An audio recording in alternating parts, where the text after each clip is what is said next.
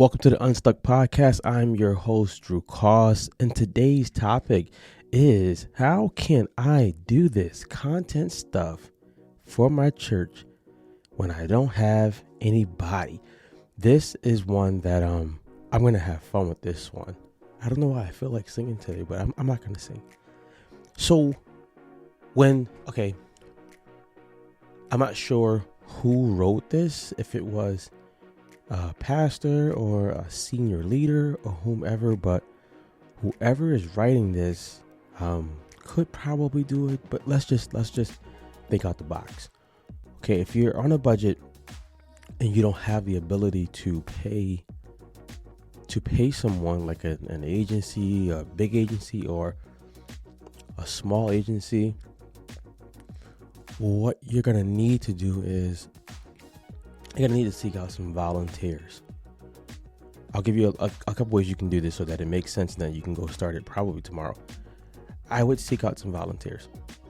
And I would try to seek out at least 3 volunteers. One volunteer would be the person who is going to use their phone or a camera to shoot some footage of the pastor, short form, which means have the pastor do like 10 videos that are 1 minute long. 10 videos that are 1 minute long. And each video, is going to be a different topic. So each video would be a different topic. Why? Because now we want to talk about 10 things so we can spread it out. So have one person volunteer for the pastor to shoot 10 videos, 1 minute each. Now, to make it make sense so that the pastor is not wasting or giving out a lot of time, or this volunteer, have the pastor look over 10 questions that are frequently asked about the faith or about the church, his church or her church, beforehand. The reason for this is that you don't want them to get to the time where the person's going to be videoing them and then them dancing around the topic. You want it to be short, precise, and just straight to the point. So 10 videos, 1 minute long, have that first volunteer. Now ask that volunteer, can they donate an hour of their time once a month? Just an hour. Now within that hour, you can do this. That shoot is going to probably take max 30 minutes. If the pastor is on point and they're ready, 30 minutes max. So what's going to happen with that other half an hour? You're going to have that person do what we would call B-roll, which means have them shooting the pastor just writing down something for about 20 seconds.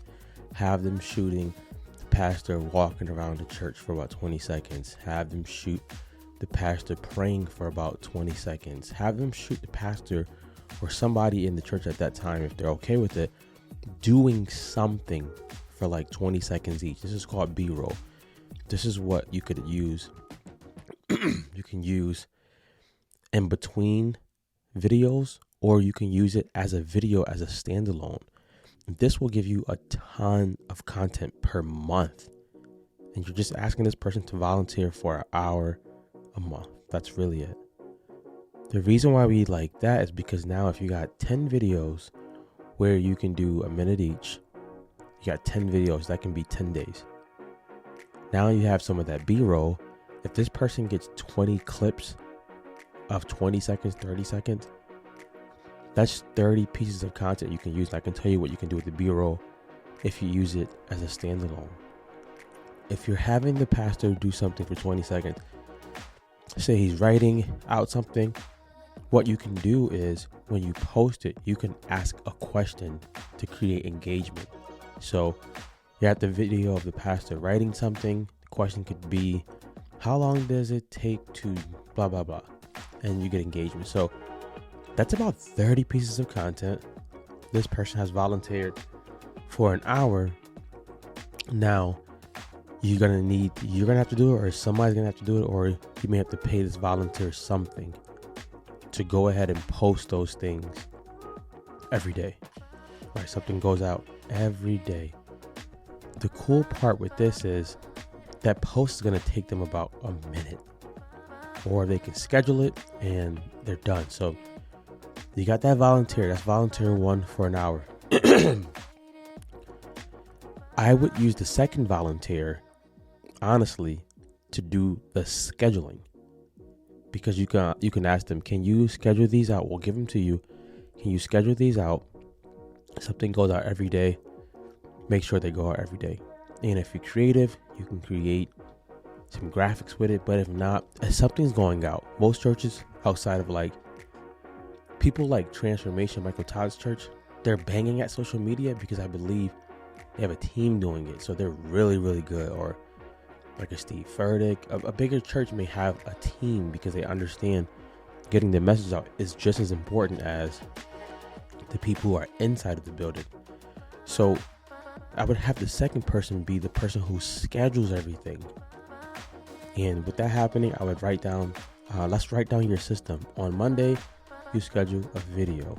On Tuesday, you schedule a B-roll.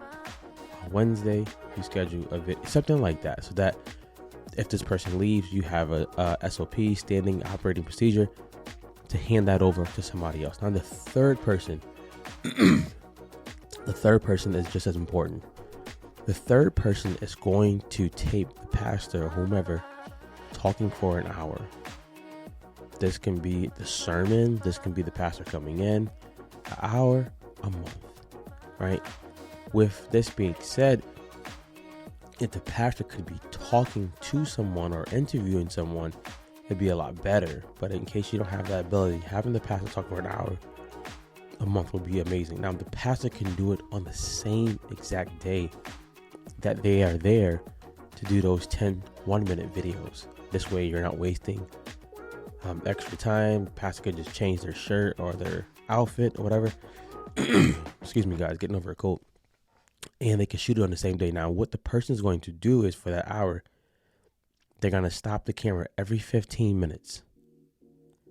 Every 15 minutes, they're going to stop the camera so that they can have 4 videos of 15 minutes. And that, they're going to have a video a week. You can have that person do that and have that same person upload it to YouTube, the church's YouTube channel. Now you have a video a week going out, 15 minutes apiece. And if you know most pastors, they're probably going to go longer than an hour. So you get some extra footage. With doing that, now you can have short clips for social media, say Instagram, LinkedIn, emails, Facebook, things like that. TikTok, if you're a church, I think churches should use TikTok. A lot of younger people on there.